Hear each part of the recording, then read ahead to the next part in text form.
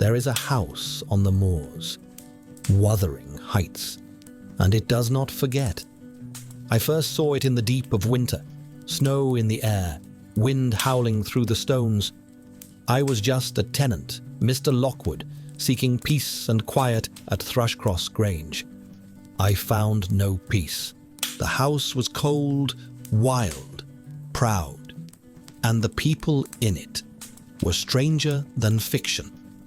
So I asked the housekeeper, Nellie Dean, to tell me what happened. She was quiet at first, then she began. You wish to know what happened here, sir? So began Nellie Dean's tale.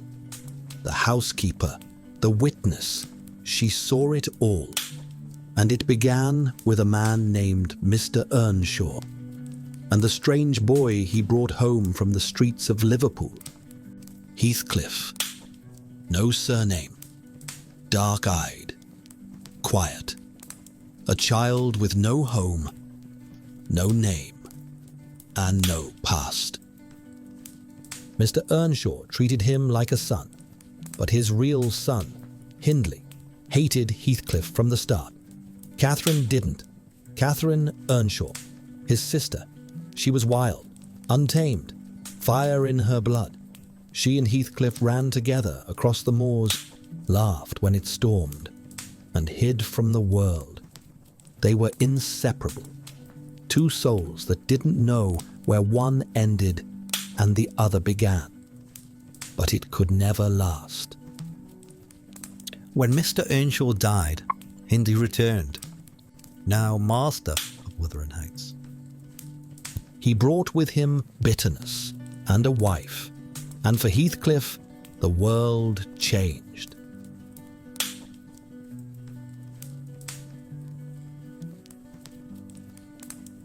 Catherine Earnshaw was never meant for quiet drawing rooms. But one winter night, everything began to change. She and Heathcliff had crept to the edge of Thrushcross Grange. They were just children, wild, curious, looking through the windows at a life that wasn't theirs. Soft velvet furniture, golden candlelight, laughter, warmth, and then chaos. A dog attacked. Catherine's ankle was bitten, and the Lintons took her inside. She stayed for 5 weeks, dressed in silk, fed like royalty, spoken to like a lady. Heathcliff was sent back alone, cold, ashamed, unwanted. When Cathy returned, something had shifted. She still met Heathcliff by the fire, still wandered the moors with him. But now, she looked 2 ways at once, one toward wildness and one toward comfort. Heathcliff could feel it. She didn't need to say it, but eventually, she did. One night, she told Nellie her plan. Edgar Linton had asked her to marry, and she would say, yes, not for love, but for security, for her place in the world. She said, it would degrade me to marry Heathcliff now. He's beneath me. And outside the door, Heathcliff heard that, just that. The part where she rejected him, where she called him low, unworthy. But he didn't wait to hear what came next, because Cathy also said, he's more myself than I am. Whatever our souls are made of, his and mine are the same. I love him. But Heathcliff was already gone. The door had slammed. The moors swallowed him whole. Cathy waited and waited. But he didn't return. So she married Edgar. The Grange was quiet, kind, safe.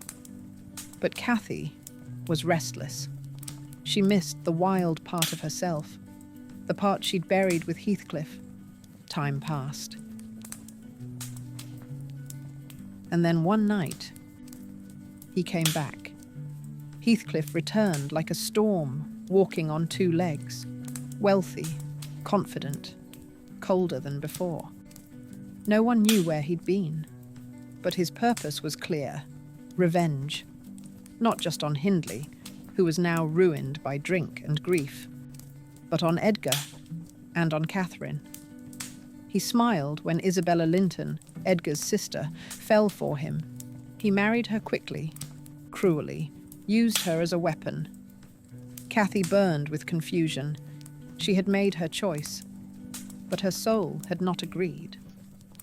The house grew tense, love turned bitter, words became daggers, and Cathy's spirit began to break. She stopped eating, stopped sleeping, wandered the rooms like a ghost. One night, she clutched Nellie's arm and whispered, "I'm Heathcliff. He's always in my mind. Not as a pleasure, but as my own being." She had chosen the Grange, but her soul had never left the Heights. And now, it was pulling her back. Too late. Catherine died young, giving birth to a daughter, also named Catherine, Cathy the younger. And when she was gone, Heathcliff begged her ghost to haunt him, not to leave, not to rest, but to stay, always. And so, she did. The moors remember, the house remembers, and now, another generation begins.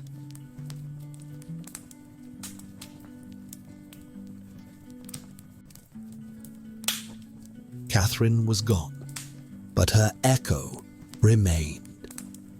She left behind a daughter, Cathy.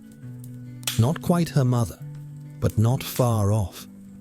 She grew up at Thrushcross Grange, safe, sheltered, taught poetry, music, manners.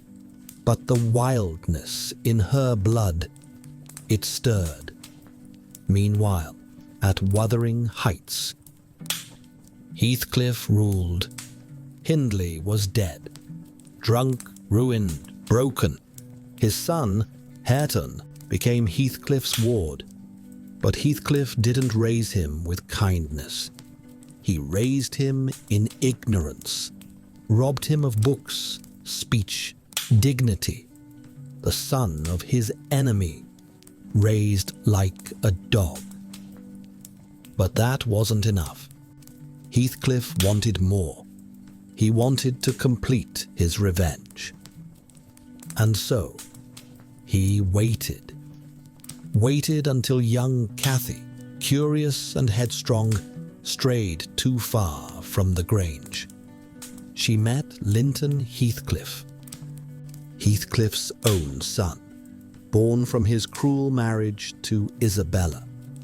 Linton was weak, sickly, manipulated. But Heathcliff saw an opportunity.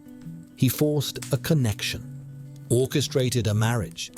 Cathy, now 17, was tricked, trapped, and wedded to a boy she didn't love. Soon after, Linton died, and Heathcliff took everything: the Heights, the Grange, every legacy the Earnshaws and Lintons once held, now belonged to him. Cathy, once free, was now a prisoner at Wuthering Heights. But even here, a spark remained. Hareton, rough, illiterate, raised in bitterness, but kind at heart. At first, Cathy mocked him. He reminded her of all she'd lost. But slowly, they found each other, not through passion, but through shared pain. She taught him to read. He taught her resilience. And in the cold ruins of the Heights, something began to grow. A quiet love, a healing. Heathcliff watched from the shadows. His revenge was complete. Everyone who had wronged him had suffered. And yet, he was not at peace. He began to see Cathy, her voice, her eyes, in the younger Catherine. He saw ghosts where there were none. He walked the moors, sleepless, refused food, spoke to shadows, and then he was gone. He died as he lived. Obsessed, alone, but finally free. They buried him beside Catherine, their names carved in stone, side by side, and the storm lifted. Cathy and Hareton rebuilt the Grange, laughed again, read books aloud, planted flowers. The house did not forget, but it forgave, and at last the moors were quiet.